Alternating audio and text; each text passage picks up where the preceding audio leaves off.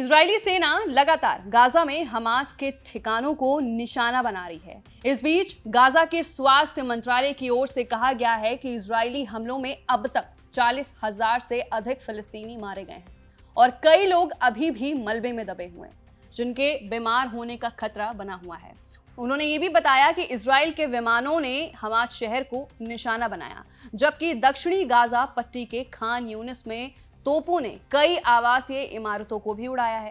Gaza स्वास्थ्य मंत्रालय की ओर से यह भी बताया गया है कि पिछले 24 घंटे में फिलिस्तीनी क्षेत्र में हुए हमले में दर्जनों लोग मारे गए हैं। रिपोर्ट के मुताबिक गाजा के स्वास्थ्य मंत्रालय ने यह भी बताया है कि इजराइल और हमास के बीच युद्ध में अब तक 40,005 लोग मारे गए हैं और 92,401 घायल हुए हैं। रिपोर्ट्स में यह भी दावा किया गया है कि गाजा में मारे गए कुल लोगों में से 33% यानी कि 16,456 से अधिक बच्चे थे। इनमें से 18.4% यानी 11,088 महिलाएं और 8.6% बुजुर्ग शामिल थे। इजराइल और हमास के नेताओं के बीच गुरुवार यानी 15 अगस्त 2024 को मध्यस्थों को लेकर नए दौर की वार्ता के लिए आमंत्रित किया गया।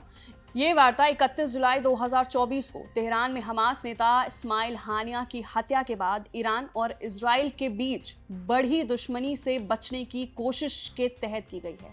रिपोर्ट्स के मुताबिक ये भी कहा गया कि कतर, मिस्र और अमेरिका के इस मध्यस्थ में भाग लेने की उम्मीद भी है।